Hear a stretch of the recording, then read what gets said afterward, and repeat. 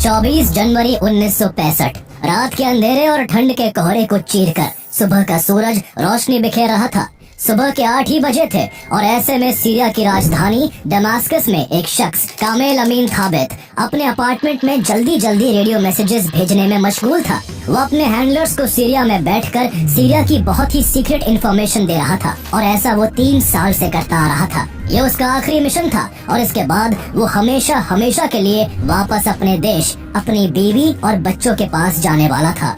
लेकिन उसकी किस्मत को शायद कुछ और ही मंजूर था। उसे इस बात की बिल्कुल भी खबर नहीं थी कि कोई उसके रेडियो सिग्नल को ट्रैक करते हुए उसके दरवाजे तक आ पहुंचा है।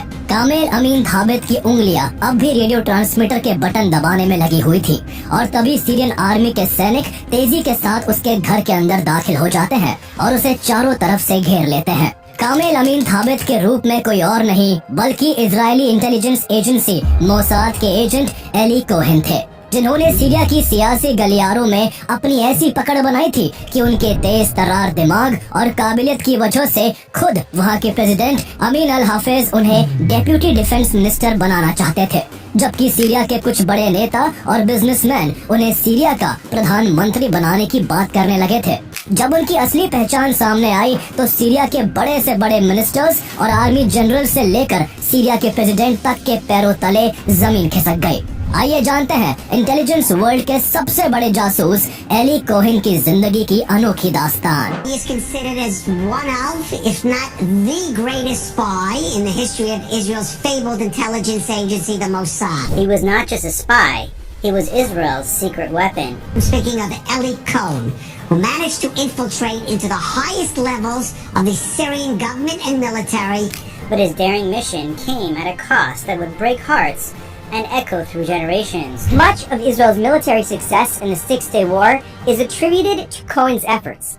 Who was Eli Cohen, and how did his story shape the fate of a nation?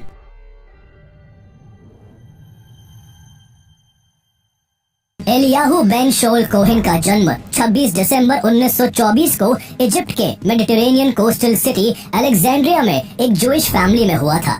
उनके पिता शोल कोहेन एक बिजनेसमैन थे जो 1914 में बेटर अपॉर्चुनिटी की तलाश में सीरिया छोड़कर इजिप्ट आ गए थे। एली कोहेन का परिवार काफी बड़ा था और वह अपने 8 भाई बहनों में से एक थे। एली कोहेन ने अपनी प्राइमरी एजुकेशन एक लोकल जूइश कम्युनिटी स्कूल से पूरी की। उन्हें बचपन से ही नई नई चीजें सीखने का बहुत शौक था। वो अक्सर अपने घर की बालकनी में बैठा करते और वहाँ से गुजरने वाली गाड़ियों के लाइसेंस प्लेट्स को एक बार में देखकर ही याद कर लेते थे। इस तरह उनकी मेमोरी बचपन से ही काफी शार्प थी। उन्हें जूइश रिलीजियस एजुकेशन और तलमुडिक स्टडीज में भी गहरी रुचि थी। इसी वजह से उन्होंने आगे मिद्राश रामबान में एडमिशन लिया। तलमुडिक स्टडीज पूरी करने के बाद एली कोहेन ने यूनिवर्सिटी ऑफ अलेक्जेंड्रिया में इलेक्ट्रिकल इंजीनियरिंग करनी शुरू की। ये वर्ल्ड वॉर 2 का दौर था जब यूरोप और अरब कंट्रीज में एंटीसेमिटिज्म काफी बढ़ गया था, जिसके चलते लाखों जूस भागकर पैलेस्टाइन में बसने लगे थे। जब वक्त ने करवट बदली तो 1948 में जूस के लिए एक अलग देश इजराइल का फॉर्मेशन हुआ। पैलेस्टाइन को काटकर इजराइल बनाने के कारण अरब देश गुस्से में थे, जहां उन्होंने इजराइल से एक नाकाम जंग छेड़कर इजराइल को मिटाने की कोशिश की, तो वही अरब देशों में मौजूद जूस के खिलाफ अत्याचार और भी बढ़ गए। इजिप्ट में भी एंटीसेमिटिज्म की घटनाएं बढ़ गई। बिना किसी गलती के जूस को जेल में डाला जाने लगा और उनकी प्रॉपर्टी सीज की जाने लगी। ऐसी घटनाओं से परेशान होकर 1949 में एली कोहेन का परिवार इजिप्ट छोड़कर इजराइल में बस गया। लेकिन एली कोहेन ने अपनी स्टडीज को पूरा करने और ज़ायनिस्ट अंडरग्राउंड ग्रुप्स के साथ रिस्की एक्टिविस्ट वर्क करने के लिए इजिप्ट में ही रहने का फैसला किया। 1950s की शुरुआत में उन्होंने इजिप्ट में कई इजरायली कोवर्ट ऑपरेशंस में हिस्सा लिया, जिनमें ऑपरेशन गोशन भी शामिल था, जिसका मकसद इजिप्ट के जूस को इजराइल भेजना था। इधर इजिप्ट के साथ जारी टसल में इजराइल अपने पक्ष को मजबूत करने के लिए फ्रांस, ब्रिटेन और अमेरिका का सपोर्ट चाहता था।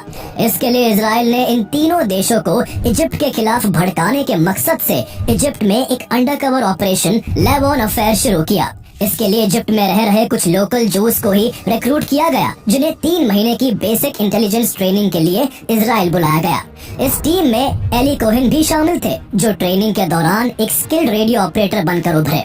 ट्रेनिंग पूरी होने के बाद 1954 में इजरायली इंटेलिजेंस एजेंसी ने इजिप्ट में इस कॉन्स्पिरेसी की शुरुआत की, इसके तहत इजरायली एजेंट्स इजिप्ट, ब्रिटेन और अमेरिका के सिविलियन टारगेट्स जैसे सिनेमाज, लाइब्रेरीज और अमेरिकन एजुकेशनल सेंटर्स पर फॉल्स फ्लैग अटैक्स करते थे। लेकिन बड़ी चालाकी से इन अटैक्स के लिए मुस्लिम ब्रदरहुड, इजिप्शियन कम्युनिस्ट या लोकल नेशनलिस्ट पर ब्लेम डाल दिया जाता। इस तरह इजराइल इजिप्ट में वायलेंस और इंस्टेबिलिटी का एक माहौल बनाना चाहता था ताकि ब्रिटेन सुएज कैनाल पर सालों से जारी अपने कब्जे को बरकरार रखे और वहां तैनात अपनी सेना न हटाए। लेकिन जल्दी ही इजिप्ट ने इजराइल की इस कॉन्स्पिरेसी का पर्दाफाश कर दिया और इसके लिए जिम्मेदार कई इंटेलिजेंस एजेंट्स को भी अरेस्ट कर लिया। इन अरेस्टेड लोगों में एली कोहेन का नाम भी था, मगर इन्वेस्टिगेशन ऑफिसर्स उनके खिलाफ कोई पुख्ता सबूत नहीं ढूंढ पाए, इसलिए उन्हें एली कोहेन को छोड़ना पड़ा।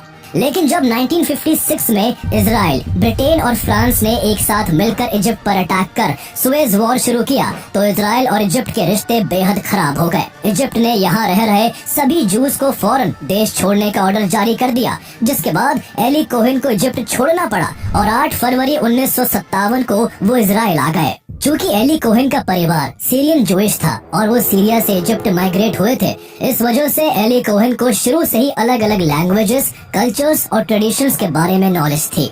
वो अरबिक, फ्रेंच, इंग्लिश, इटालियन और हिब्रू लैंग्वेज को फ्लुएंटली बोल लेते थे और उन्हें अरबिक की डिफरेंट डायलेक्ट्स जैसे इजिप्शियन, सीरियन और लेबनीज बोलने में भी महारत हासिल थी। Eli Cohen Israeli military agency में जॉब करना चाहते थे, इसलिए इजराइल पहुंचने के 5 दिन बाद ही उन्होंने एजेंसी को इंटरव्यू दिया। उनके मल्टीपल लैंग्वेजेस में स्किलफुल होने की वजह से उन्हें आसानी से इजरायली इंटेलिजेंस मिलिट्री एजेंसी में ट्रांसलेटर और काउंटर इंटेलिजेंस एनालिस्ट की नौकरी मिल गई। यहाँ वो अरब कंट्रीज के न्यूज़पेपर्स को पढ़ते और जो भी खबर उन्हें रेलेवेंट लगती उसे वो हिब्रू में ट्रांसलेट करके काउंटर इंटेलिजेंस टीम तक पहुँचा दिया करते। हालांकि इस काम में कोई थ्रिल नहीं था, इसलिए उन्हें ये सब धीरे धीरे उबाऊ लगने लगा। वो कुछ रोमांचक काम करना चाहते थे, इसलिए उन्होंने मोसाद के साथ बतौर एजेंट जुड़ने का फैसला किया। इसके लिए उन्होंने लगातार 2 बार मोसाद को इंटरव्यू दिया, लेकिन मोसाद ने उन्हें दोनों बार फील्ड जॉब के लिए अनफिट करार देते हुए रिजेक्ट कर दिया। इससे एली कोहेन को काफी बुरा लगा। उन्होंने गुस्से में ट्रांसलेटर की जॉब से भी रिजाइन कर दिया और तेल अवीव में एक इंश्योरेंस ऑफिस में फाइलिंग क्लर्क के रूप में जुड़ गए। इन सब में 2 साल बीत गए और एली कोहेन ने 1959 में इराकी जूस नादिया मजाल से शादी कर ली, जिनसे उनके 3 बच्चे हुए। इस बीच गमाल अब्देल नासिर के नेतृत्व में इजिप्ट काफी पावरफुल हो चुका था। नासिर सुएज कैनाल को नेशनलाइज करने के बाद अमेरिका और इजराइल जैसी ताकतों के खिलाफ सभी अरब देशों को यूनाइट करना चाहते थे। पैन अरब स्टेट बनाने की मुहिम में इजिप्ट ने सीरिया को अपने साथ जोड़कर यूनाइटेड अरब रिपब्लिक का फॉर्मेशन कर दिया था। इसे इजराइल अपने लिए एक सीरियस थ्रेट की तरह देख रहा था। ऐसे में इजरायली गवर्नमेंट ने इजिप्ट और सीरिया दोनों में अपने स्पाई भेजने का फैसला किया ताकि वहाँ की खुफिया जानकारियाँ इजरायली गवर्नमेंट को पता चल सके। परफेक्ट स्पेशल एजेंट्स की तलाश में मोसाद के डायरेक्टर जनरल मेर आमिद ने पहले से रिजेक्टेड कैंडिडेट्स की फाइलों को खंगाला और इस प्रोसेस में उन्हें सीरिया में जासूसी करने के लिए एली कोहेन परफेक्ट चॉइस लगे। उनकी शानदार पर्सनालिटी, अरब कल्चर की बेहतरीन अंडरस्टैंडिंग और मल्टीलिंगुअल होना उन्हें बाकी के दूसरे कैंडिडेट से अलग बनाता था। मोसाद से जुड़ने का फैसला एली कोहेन की जिंदगी को पूरी तरह से बदल देने वाला था और आगे वो अपनी सूझबूझ से जूइश कम्युनिटी में वो ओहदा और सम्मान हासिल करने वाले थे जो कभी किसी जासूस को हासिल नहीं हुआ। 1960 में मोसाद ने उन्हें अंडरकवर एजेंट के रूप में तैयार करने के लिए मोसाद ट्रेनिंग स्कूल में 6 महीने की इंटेलिजेंस ट्रेनिंग दी। उन्हें वेपन्स चलाने, मैप रीडिंग करने, दुश्मनों पर वार करने और क्रिप्टोग्राफी जैसी कई टेक्निक सिखाई गई। उनके सामने टेबल पर ढेर सारी चीजें रख दी जाती और उन्हें इन सब चीजों को कुछ सेकंड्स के अंदर ही पूरी डिटेल्स के साथ याद करना पड़ता। चूँकि वो पहले से ही अरब कल्चर, लैंग्वेज और सीरियन डायलेक्ट से परिचित थे, इसलिए ज्योग्राफिकल और लैंग्वेज की ट्रेनिंग में उन्हें कोई खास दिक्कत नहीं आई। इसके बाद उन्हें दुश्मनों के बीच छुपकर सरवाइव करने, वहाँ दुश्मनों की नाक के नीचे से सीक्रेट इंफॉर्मेशन हासिल करने और फिर उसे रेडियो ट्रांसमिशन के जरिए इजराइल तक पहुँचाने जैसी बारीकियाँ सिखाई गई। 6 महीने की सख्त ट्रेनिंग के बाद उनकी इजरायली आइडेंटिटी मिटा दी गई और उन्हें एक फेक आइडेंटिटी दी गई। इस आइडेंटिटी के अकॉर्डिंग अब एली कोहेन एक बिजनेसमैन कमाल आमिन थाबित बन चुके थे, जिनका जन्म बेरूट में एक सीरियन परिवार के घर में हुआ था। उनकी इस नई पहचान के हिसाब से उनका परिवार अर्जेंटीना चला आया था और यहाँ अर्जेंटीना में ही कमाल आमिन थाबित का टेक्सटाइल बिजनेस था। एली कोहेन की इस नकली पहचान को मजबूती देने के लिए उन्हें इसी बैकग्राउंड के साथ 1961 में मोसाद ने अर्जेंटीना के ब्यूनोस एरीज भेज दिया। वो अपने सीक्रेट मिशन के बारे में अपनी पत्नी को भी नहीं बता सकते थे, इसलिए एली कोहेन अपनी पत्नी नादिया को झूठ कहकर आए थे कि उन्हें इजरायली मिनिस्ट्री ऑफ डिफेंस के ऑफिसर के रूप में यूरोप में पोस्टिंग मिली है। ब्यूनोस एरीज पहुंचकर एली कोहेन कमाल आमिन थाबित के रूप में तेजी से बड़े बड़े सीरियन लोगों से कांटेक्ट बनाने लगे। उन्होंने कई सीरियन मिलिट्री के लोगों से भी दोस्ती की। वो वहाँ महंगी पार्टियां रखते और सभी जरूरी लोगों को इनवाइट करके उनके करीब जाने की कोशिश करते। उन्होंने सीरियन लोगों के नजदीक जाने के लिए अपने ही देश इजराइल की खूब बुराइयां भी की। उनके बेशुमार खर्च और बड़ी बड़ी बातों से लोग उन पर काफी विश्वास करने लगे। उन्होंने दमास्कस के एक्सपैट कम्युनिटी तरकोस तक भी अपनी पहुंच का दायरा बढ़ाया और रेगुलरली अरब क्लब जाना शुरू कर दिया। यहाँ उनकी मुलाकात सीरिया के मिलिट्री अटैच जनरल आमिन हलाफेज से हुई, जो यहाँ एग्जाइल पर थे। दरअसल इस दौरान सीरिया में भारी राजनीतिक उथल पुथल चल रही थी और नासिर के यूनाइटेड अरब रिपब्लिक को भंग करके जो नाज़िम अल कुद्सी सीरिया के प्रेसिडेंट बने थे, वो जनरल आमिन अल हाफिज को अपने लिए खतरे के रूप में देखते थे। इसलिए उन्होंने आमिन अल हाफिज को मिलिट्री अटैच के रूप में अर्जेंटीना एग्जाइल पर भेज दिया था। इस दौरान बाथ पार्टी सीरिया की सत्ता पाने की कोशिश में लगी हुई थी। बाथ पार्टी में आमिन अल हाफिज का काफी बड़ा रुतबा था और आगे चलकर उनके सीरिया के प्रेसिडेंट बनने के हाई चांसेस थे। इसलिए एली कोहेन भी आमिन अल हाफिज से दोस्ती करना चाहते थे। उन्होंने अपनी बातों से आमिन अल हाफिज का भी भरोसा जीत लिया। एली कोहेन ने उनसे कहा कि जनरल, सुनने में आ रहा है कि आप ही वो नेता हैं जो सीरिया के बुरे हालातों को बदलने वाले हैं। आमिन अल हाफिज का चेहरा अपनी तारीफ सुनकर खुशी से खिल उठा। वो इतने खुश हुए कि उन्होंने आगे एली कोहेन को अपने ऑफिस में इनवाइट किया। वहाँ उन्होंने अपने पॉलिटिकल प्लान्स के हिंट्स शेयर किए और ये भी बताया कि उनकी पार्टी जल्द ही पावर में आने वाली है। ये एली कोहेन के व्यक्तित्व का ही कमाल था कि हर कोई उनकी ओर खींचा चला आता था। इसी तरह उन्होंने अरब वर्ल्ड न्यूज़पेपर के editor in chief Abdul Latif al Heshan का भी भरोसा जीत लिया, जो अरब सोसाइटी में काफी ऊंची पहुंच रखने वाले आदमी थे। एली कोहेन ने अब्दुल लतीफ अल हेशन के सामने खुद को सीरिया के बहुत बड़े हितैषी के रूप में पोर्ट्रे किया और सीरिया में इजीली सेटल होने के लिए उनसे लेटर ऑफ रिकमेंडेशन हासिल कर लिया। अब तक एली कोहेन की बैक स्टोरी भी स्ट्रॉन्ग हो चुकी थी और उनके बहुत सारे इम्पोर्टेंट कॉन्टैक्ट्स भी बन चुके थे। इसलिए मोसाद ने 1962 में असल मिशन के लिए उन्हें सीरिया भेज दिया।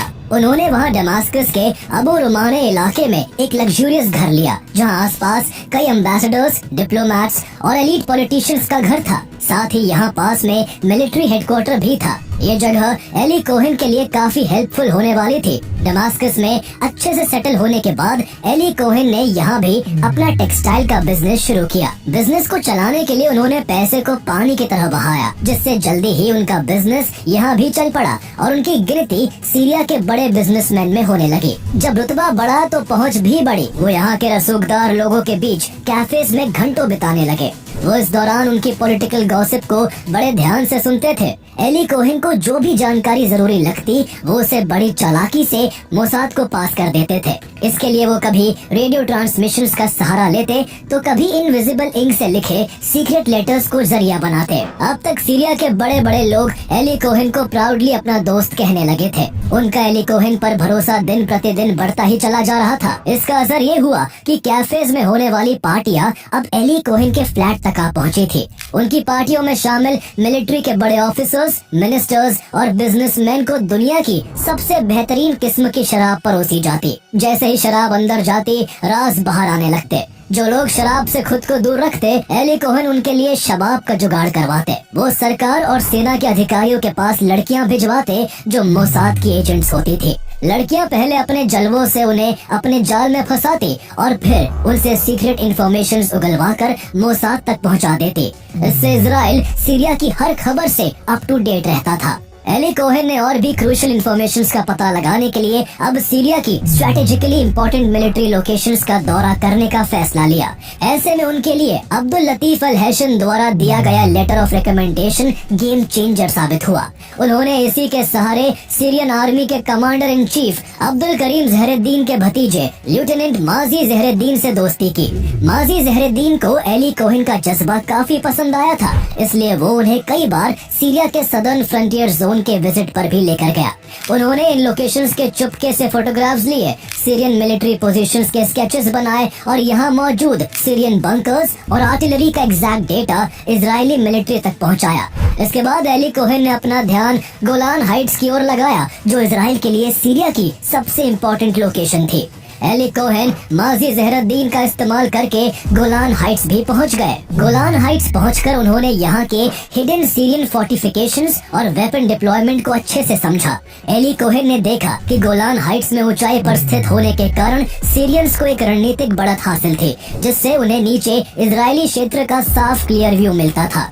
लेफ्टिनेंट माजी ज़हरुद्दीन ने एली कोहेन को एक मैप भी दिखाया, जिसमें बनाए जाने वाले फोर्टिफिकेशंस की डिटेल्स थी। इस दौरान एली कोहेन ने यहाँ तैनात सैनिकों के प्रति खूब हमदर्दी दिखाई और बातों ही बातों में सीरियन मिलिट्री ऑफिसर्स के सामने सैनिकों को गर्मी से बचाने के लिए यहाँ छायादार पेड़ लगाने का प्रपोजल रखा। सीरियन मिलिट्री ऑफिसर्स को भी एली कोहेन का प्रपोजल काफी पसंद आया और उन्होंने जल्द ही गोलान हाइट्स की हर चौकी पर पेड़ लगवा लिए। सीरियन आर्मी ने बुरे सपने में भी नहीं सोचा होगा कि जिसे वो अपना हितैषी समझकर ये पेड़ लगवा रहे हैं, वही पेड़ आगे चलकर उनकी जान के दुश्मन बन जाएंगे। ये पेड़ गोलान हाइट्स की चौकियों की निशानदेही बन चुके थे। आगे चलकर 6 डे वॉर में इजराइल को इसका खूब फायदा भी हुआ और इजरायली आर्मी ने इन पेड़ों की वजह से मात्र 2 दिनों में ही गोलान हाइट्स को सीरिया से छीन लिया था। एली कोहेन के काम से मोसाद काफी खुश था। वो उनकी उम्मीद से भी बेहतर काम कर रहे थे। उनके लिए सोने पे सुहागा तब हुआ जब आमिन अल हाफिज 1963 में मिलिट्री कू के जरिए सीरिया के प्रेसिडेंट बन बैठे। अमीन अल हाफिज का प्रेसिडेंट बनना एली कोहेन के लिए एक गोल्डन अपॉर्चुनिटी लेकर आया।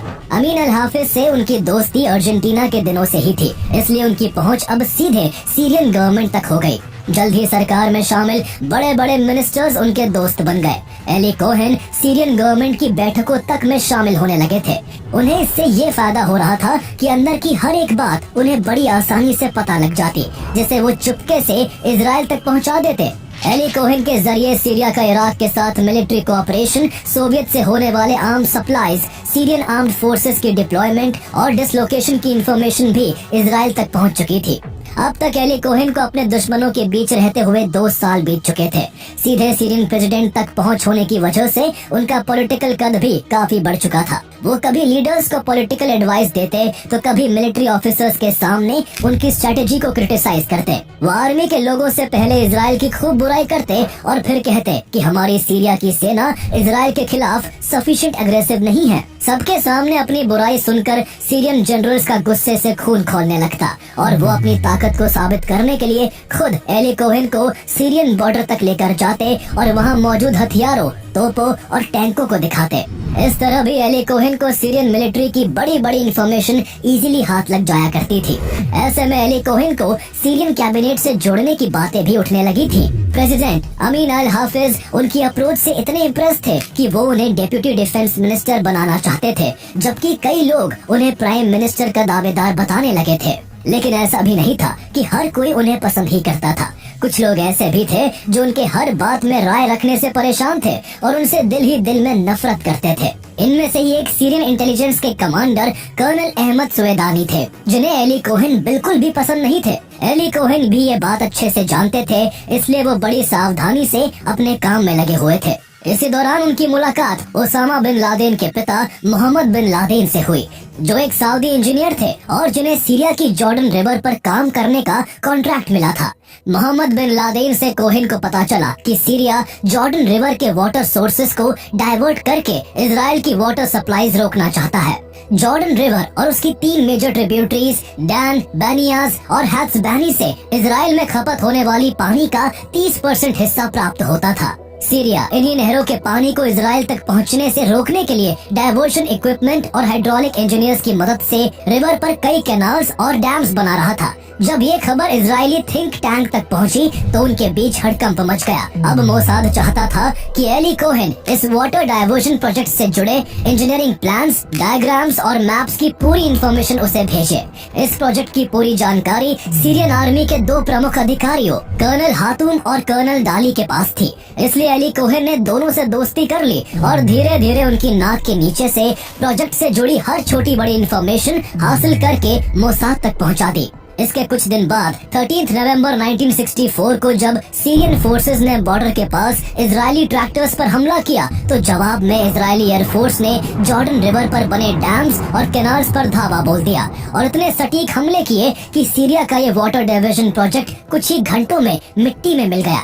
इजराइल के इतने सटीक हमले ने सीरियन गवर्नमेंट को हैरान कर दिया था, क्योंकि इस प्रोजेक्ट की जानकारी केवल बड़े सैन्य अधिकारी और चुनिंदा पॉलिटिशियंस को ही थी। सीरियन गवर्नमेंट अब भांप चुकी थी कि बिना पहले से जानकारी के इजराइल द्वारा इतनी सही टाइमिंग से इतने एग्जैक्ट अटैक्स कर पाना इम्पॉसिबल था। उन्हें यकीन हो गया था कि उनके बीच जरूर कोई मोसाद का एजेंट बैठा है। उनकी सब जानकारियां बहुत तेजी से इजराइल तक पहुंच जाती थी, इसलिए उन्होंने ये भी अनुमान लगाया कि जरूर इन्फॉर्मेशंस को पास करने के लिए रेडियो ट्रांसमिशन का इस्तेमाल किया जा रहा होगा। इसके बाद सीरियन काउंटर इंटेलिजेंस ऑफिसर्स ने इन स्पाइंग ट्रांसमीटर्स की खोज शुरू की, लेकिन कई बार की जी तोड़ कोशिश के बावजूद वो सफल नहीं हो सके। इस दौरान एली कोहेन किसी बहाने से इजराइल अपने घर गए हुए थे। उन्हें भी अब अंदर ही अंदर लगने लगा था कि इस मिशन को कंटिन्यू करना सेफ नहीं है। उन्होंने ये बात मोसाद को भी बताई, लेकिन मोसाद ने उन्हें वापस एक आखिरी मिशन पर जाने के लिए मना लिया। एली कोहेन ने अपनी पत्नी को भरोसा दिलाया कि वो फिक्र ना करे और तीनों बच्चों का ध्यान रखे। वो जल्द ही हमेशा हमेशा के लिए वापस घर लौट आएंगे। दूसरी ओर अपनी सीक्रेट इंफॉर्मेशन लीक होने से परेशान सीरियन गवर्नमेंट जल्द से जल्द इजराइल के जासूसों को पकड़ना चाहती थी। इसके लिए सीरिया ने सोवियत की तरफ मदद के लिए हाथ फैलाया और सोवियत ने जनवरी 1965 में मॉडर्न टेक्नोलॉजी से लैस कुछ सिक्योरिटी और ट्रांसमिटिंग इक्विपमेंट सीरिया भिजवाए। एली कोहेन ना चाहते हुए भी फिर से सीरिया आ तो गए थे, लेकिन अब वो अनजाने में कई गलतियां करने लगे थे। मोसाद ने उन्हें कई बार कहा था कि वो इन्फॉर्मेशन के लिए रेडियो सिग्नल का दिन में एक ही बार इस्तेमाल करें, लेकिन अक्सर कोई बड़ी इंटेल हाथ लगने पर वो इस नियम को तोड़ देते थे और इन्फॉर्मेशन को किसी भी वक्त इजराइल तक ट्रांसमिट कर देते थे।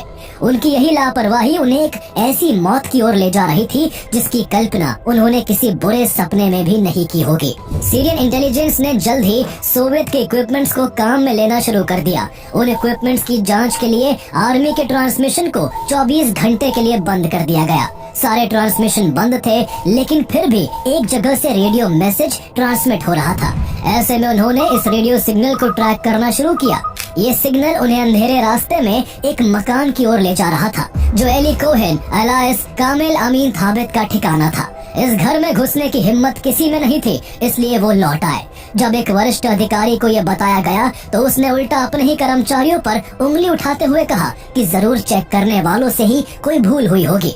उसी शाम को एक बार फिर से जासूसी ट्रांसमिशन शुरू हुआ। सीरियन ऑफिसर्स ने एक बार फिर से सिग्नल्स को फॉलो किया। ट्रांसमिटिंग इक्विपमेंट एक बार फिर कामिल अमीन थाबित के घर की ओर ले गया।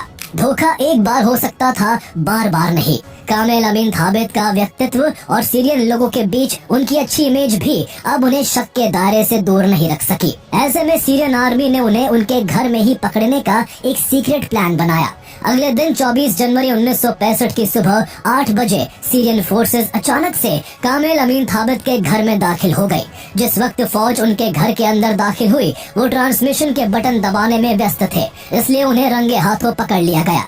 अचानक से अपने घर के अंदर फौज को देखकर कामिल अमीन थाबित चौंक गए, लेकिन अब उनका खेल खत्म हो चुका था। उन्हें जासूसी के जुर्म में अरेस्ट कर लिया गया और जेल में डालकर भयंकर टॉर्चर किया गया। ऐसे में एली कोहेन ने अपना सच तो कबूल कर लिया, लेकिन इजराइल की कोई भी सीक्रेट इंफॉर्मेशन सीरिया के सामने रिवील नहीं की। इजराइल ने उन्हें छुड़ाने की खूब कोशिश की। इजराइल ने फॉरेन डिप्लोमेट से हस्तक्षेप करने की अपील की और सीरिया को एक बड़ी रैंसम की पेशकश भी की, लेकिन इसका कोई फायदा नहीं हुआ। प्रेसिडेंट अमीन अल हाफिज, जो एली कोहेन को अपना क्लोज फ्रेंड मानते थे, उन्हें इस बिट्रेयल से गहरा धक्का लगा था।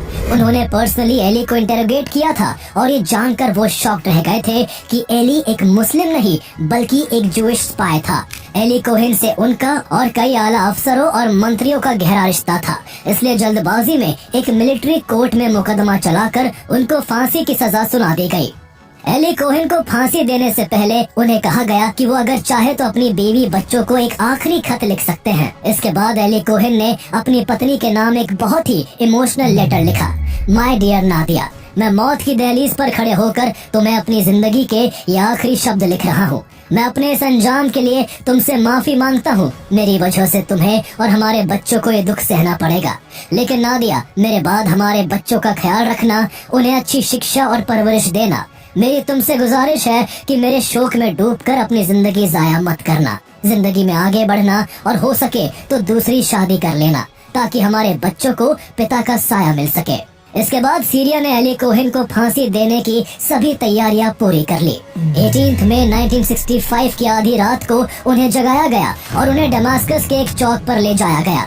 उनके सीने पर एक बड़ा सा पोस्टर चिपका दिया गया, जिसमें अरबी में उनका गुनाह और सजा का विवरण लिखा था। इसके बाद सबके सामने उन्हें फांसी पर लटका दिया गया। उनकी फांसी को सीरियन टेलीविजन पर लाइव ब्रॉडकास्ट किया गया। उनकी डेड बॉडी अगले 6 घंटे तक वहां लटकी रही और लोग उसे चौक से देखते हुए गुजरते रहे। सीरिया ने एली कोहेन की डेड बॉडी को भी इजराइल को लौटाने से मना कर दिया। जब उनकी मौत की खबर इजरायली मीडिया ने ब्रेक की तो पूरे इजराइल में शोक की लहर छा गई। हर किसी की आंखों में आंसू थे। इजराइल की आम जनता पहले जिस एली कोहेन का नाम तक नहीं जानती थी, वो रातों रात देश के हीरो बन गए थे। 1967 की 6 डे वॉर में इजराइल की निर्णायक जीत और गोलान हाइट्स पर कब्जा एली कोहेन द्वारा भेजी गई इंटेल्स का परिणाम था। इसलिए उनके ट्रिब्यूट के लिए इजराइल ने गोलान हाइट्स में एलियाद नाम की एक बस्ती बसाई, जो इजरायली लोगों को एली कोहेन के बलिदान की याद दिलाती है। एली कोहेन को जो सम्मान उनके काम के लिए मिला, वो ऑनर हर स्पाई को नसीब नहीं होता। न जाने दुनिया के कितने ऐसे स्पेशल एजेंट्स रहे हैं जिन्होंने अपने देश के लिए अपना सर्वस्व तक न्योछावर कर दिया, लेकिन उन्हें बदले में सम्मान तो क्या, अपने देश की पहचान तक नसीब नहीं हो सकी। ऐसी ही एक कहानी है ब्लैक टाइगर के नाम से मशहूर इंडिया के जाबाज स्पाई रविंद्र कौशिक की, जिन्होंने देश के लिए खुफिया जानकारी निकालने के लिए न केवल अपने नाम, धर्म और पहचान को बदला, बल्कि पाकिस्तान जाकर वहाँ की लड़की से शादी करके घर बसाया और पाकिस्तान की फौज में मेजर बन गए। उनकी पूरी रोमांचक कहानी को जानने के लिए आप हमारा पिछला वीडियो देख सकते हैं, जिसका लिंक आपको डिस्क्रिप्शन में मिल जाएगा।